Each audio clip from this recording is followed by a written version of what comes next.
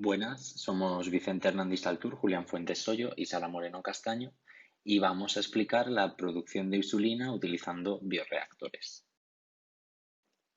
El trabajo se ha estructurado en una breve introducción, los métodos de producción de insulina, el proceso de producción y los equipos utilizados y una conclusión. La insulina humana es una proteína compuesta por 51 aminoácidos, divididos en una cadena A de 21 aminoácidos y una cadena B de 30 aminoácidos. Es producida por las células beta del páncreas y juega un rol esencial en la regulación del metabolismo de glúcidos y grasas. La diabetes mellitus es una enfermedad crónica, caracterizada por la incapacidad del individuo para metabolizar glucosa de manera normal, debido a una deficiencia total o parcial de la hormona insulina, por lo que en algunos casos los pacientes diabéticos pueden ser controlados mediante la aplicación de insulina. Según la Organización Mundial de la Salud, la diabetes afecta a más de 400 millones de personas en el mundo. Hasta 1983, toda la insulina utilizada para el tratamiento de la diabetes era extraída de páncreas de porcino y bovino. Sin embargo, el uso prolongado de este tipo de insulinas genera, en algunos individuos, una respuesta inmune. Además, la disponibilidad de páncreas de los animales mencionados era limitada, por lo que era deseable la obtención y uso de insulina humana. El trabajo pionero de ingeniería genética en técnicas de clonación de ADN es responsabilidad de Stanley Cohen y Herbert Boyer. Su hallazgo permitió el desarrollo de la producción de proteínas recombinantes con aplicaciones terapéuticas, como lo es la insulina, que fue clonada en 1978 en Escherichia coli para facilitar su expresión. Y precisamente la primera licencia obtenida para un producto obtenido a través de la tecnología del ADN recombinante fue la de la insulina en 1983. Actualmente, la insulina humana recombinante tiene múltiples plataformas de expresión, siendo las más destacadas la ya mencionada Escherichia coli y la levadura Saccharomyces cerevisiae. Existen dos rutas para la obtención de insulina humana utilizando microorganismos modificados por ingeniería genética. Una de ellas, conocida como el método de dos cadenas, consiste en producir por separado ambas cadenas de la insulina para posteriormente asociarlas químicamente. La otra, conocida como método de la proinsulina, se basa en la producción de proinsulina que es procesada hasta insulina madura mediante métodos enzimáticos. Además, aunque en menor medida, las células de mamíferos y animales y plantas transgénicos pueden ser utilizados como sistemas de expresión de insulina recombinante. En la producción de insulina se ha decidido emplear la bacteria Escherichia coli y no otros microorganismos como son las células de levadura o células vegetales debido a que la bacteria Escherichia coli presenta una genética simple y es fácil de manipular. Dos ventajas importantes, ya que la secuencia de la insulina se debe introducir en la bacteria. Además, su cultivo presenta un bajo coste y la fermentación es fácil de realizar a gran escala.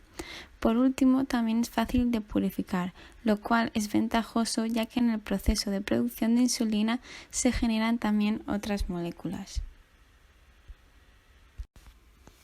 El proceso de producción comienza con la preparación del inóculo. Este cultivo inicial de bacterias se realiza en tubos de ensayos.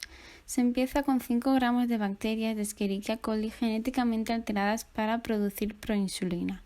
Los microorganismos necesitan para crecer el caldo de soja tríptico, que es un caldo de cultivo para cultivar bacterias aeróbicas, y también se le añade un aditivo al caldo para evitar que éste se contamine. De este modo, las bacterias comienzan a replicarse rápidamente y se dejan crecer durante un día a 37 grados. Finalmente, se colocan en un bioreactor para promover un mayor crecimiento y producción de proinsulina. Siguiendo con el proceso de producción y equipos, el primer paso en el reactor será la fermentación, es decir, cultivar la suficiente cantidad de la bacteria E. coli, productora de la futura insulina, la proinsulina, para adquirir la cantidad adecuada. Se controla tanto la alimentación como el pH, temperatura o espumas.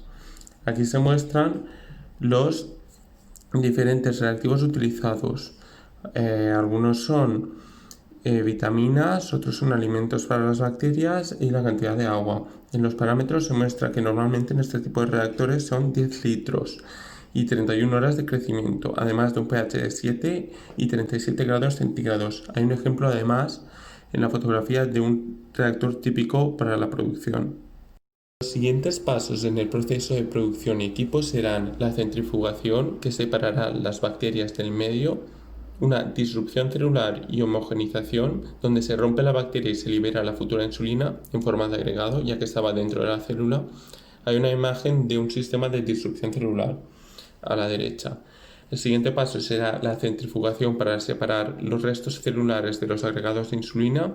El siguiente paso, la solubilización de los agregados de insulina, en los cuales se va a desnaturalizar para separarlos.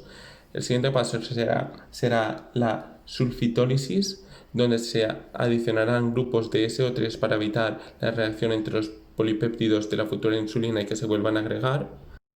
Los siguientes pasos en el proceso de producción serán una centrifugación, una diálisis, donde se eliminarán los restos de reactivos de las operaciones anteriores, una renaturalización, una centrifugación y una purificación, donde se aislará mediante cromatografía y se transformará la proinsulina en insulina mediante enzimas para el uso humano.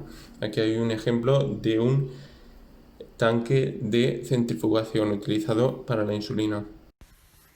Como conclusión, destacar que hoy en día prácticamente todos los diabéticos son tratados con algún tipo de insulina recombinante. En estos casos, los bioreactores ofrecen un medio óptimo de crecimiento para las bacterias alteradas genéticamente, Escherichia coli en este caso, y así obtener insulina en grandes cantidades. Es por ello que el desarrollo de este tipo de tecnologías resulta muy útil, ya que así se pueden subsanar necesidades clínicas de manera inmediata. Muchas gracias por vuestra atención.